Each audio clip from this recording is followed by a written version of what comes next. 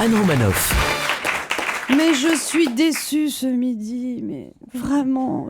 Oh. Pourquoi ? Mais qu'est-ce qui se passe, Anne ? Non, je ne suis pas déçue par Sarkozy, pas par Hollande. Non, je suis déçue par Donald Trump.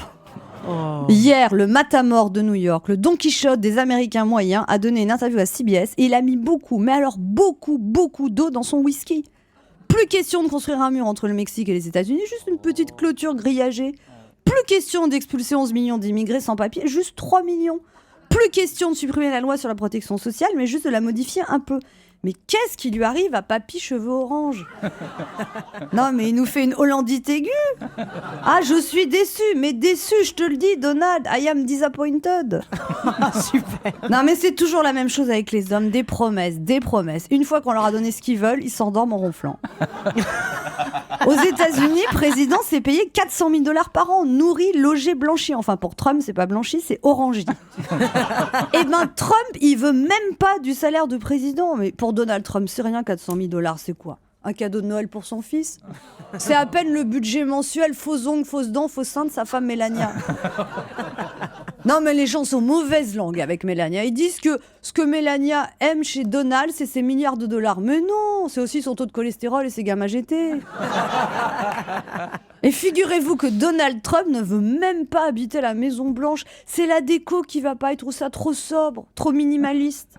Ah bah oui, attendez, à la Maison Blanche, il n'y a pas de jacuzzi en marbre de Carrare, il n'y a pas de WC en diamant, il n'y a pas de barre de poule en or, il n'y a pas de lit 3 mètres de large recouvert de léopard. La Maison Blanche à côté de la Trump Tower, c'est un mobil-home.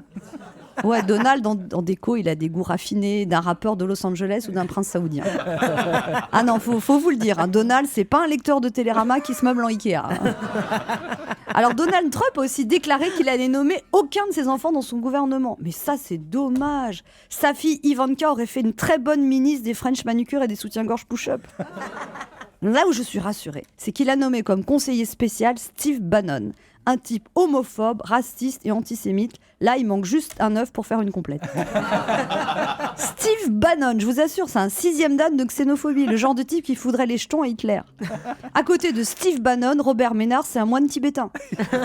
Et Patrick Buisson, un bobo tiers-mondiste. Steve Bannon, c'est le genre de type qui trouve que le Ku Klux Klan va pas assez loin. Vous voyez, on critique la France. Mais c'est pas chez nous qu'une chose pareille pourra arriver. Nous, on a des professionnels de la politique. D'ailleurs, mais comme c'est des professionnels, ils nous demandent souvent de ne pas reproduire leur cascade à la maison. Parfois, on le déplore, mais n'empêche, quand on voit Trump, on réalise que ça a peut-être du bon. Europe 1, midi 30, Anne Romanoff.